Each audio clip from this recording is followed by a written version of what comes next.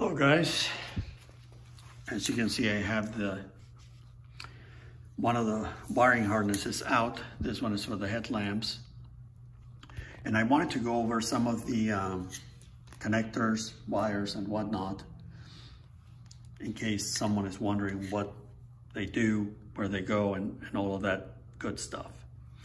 So we're going to start here from the big, this is the big plug, one of them, there's two of them. The other one is part of the engine wiring harness. This one, again, is for the headlamps wiring harness. This one connects to the fuse box at the firewall. And I guess it's just a little dirty, but anyway, it's old and tired. Looks pretty cruddy. But anyway, there are a bunch of wires and connectors that I wanted to talk about. This one I had fixed a while ago because it failed right here. I think I pulled it off from the big plug because it was very kind of loose, and it just kind of pulled right off. So maybe that was the culprit for my car completely losing power. Here you have another thick, heavy gauge red wire. This one connects to the AC wiring harness. That one runs across the firewall and connects to the AC system. From here you also have two more wires. This one is for the alarm system. Yes, this I believe goes to the on-off switch. As you can see, it's all taped up, and I'm not using the alarm. I eliminated that. And this brown wire, I believe, is the one for the brake pressure or something like that, warning switch, in case, I guess, you lose your brakes. And this one plugs into the brake, whatchamacallit, I can't think of the word now, of course, the proportioning valve. There's a little connector for that, and that one just plugs right in there. Continuing here, you have the alternator wires and the alternator ground. Next to it, you have this, I believe it's a dark green wire. And this one is for the, coolant temperature sending unit under the one of the exhaust manifolds, the one on the driver's side. Moving on, and this would be already the portion under the nose of the car for the headlamps. We're going to start with one of the grounds. I clipped this one because there was no easy way for me to get to the bolt that attaches this wire, the terminal of the wire, to the radiator core support. So I just clipped it, and I'm going to deal with that later. It's just a ground. Moving on, here we have these wires and this connector. This is the left-hand side turn signal connector, followed by the left side marker light. And here you have the headlamp connectors, low and high beam, and also the headlight door limit switch. Moving on, here we have the screen wire that is for the horn. My car has two horns, so this plugs to the first one, and then there's an extension wire, also green, that goes down to the other horn. This one here is a, oh, this is another ground.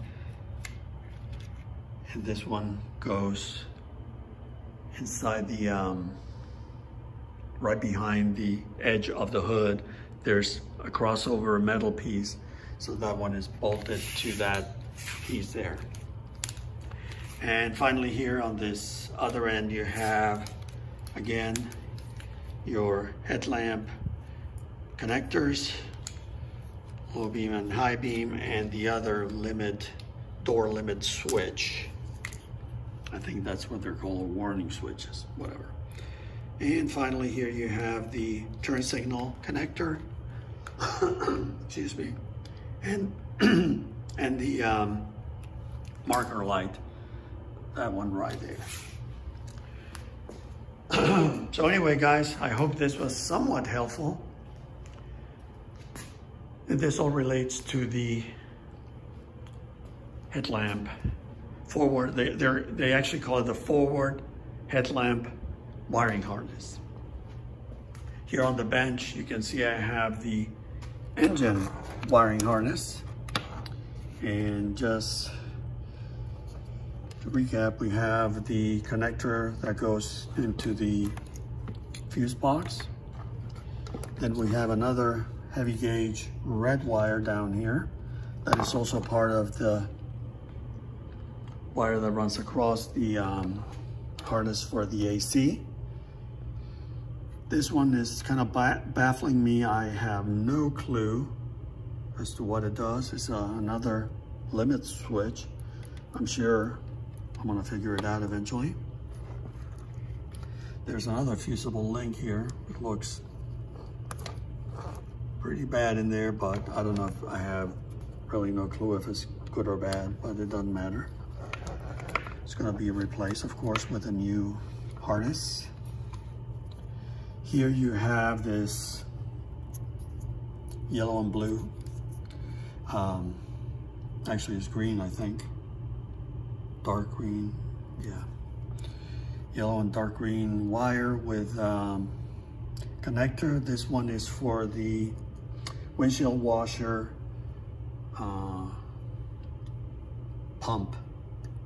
That one is at the very bottom of the tank, and it plugs there. Continuing here, we have this blue, I guess blue, yeah, dark blue wire. And this one goes by the side of the motor and plugs in the little terminal sticking out of the end of the oil pressure switch, or sending unit rather.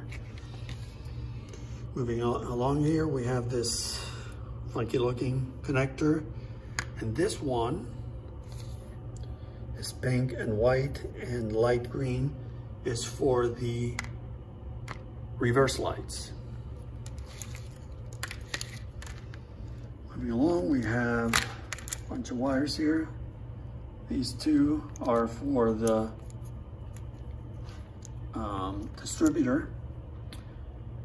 The pink one is for the battery, and the brown, that's brown, is for the tach. Right next to them we have a bunch of other wires. This connector plugs into the windshield motor. Yes, and yes, this black one is for the windshield motor ground. Moving along here, we have this heavy brown wire with a connector. This one actually is for, let's see if I can get that out here, for this extension wire that goes all the way down to the starter solenoid. I ordered a new one just in case, but so that one plugs here. Then you have another black wire. I believe this is also a ground. Don't quote me on that, but that's what I think it is. And looping all the way down to the very end of it, you have, as you can see, a very tired harness with this end holding the wires that go to the starter solenoid. These two have fusible links. I have no idea if these are good or bad, but if, as you can see here, the casing is starting to shrink, so that's never good. This connects again to the starter solenoid, and this for the starter solenoid ground. So that is it. Again, I hope this little video was helpful in case you need to figure out what goes where. I'm no expert, but after you dig into this, you sort of become one. An amateur expert, I guess. All right, guys. Again, thanks for watching. I hope the video was helpful, and take care. Bye.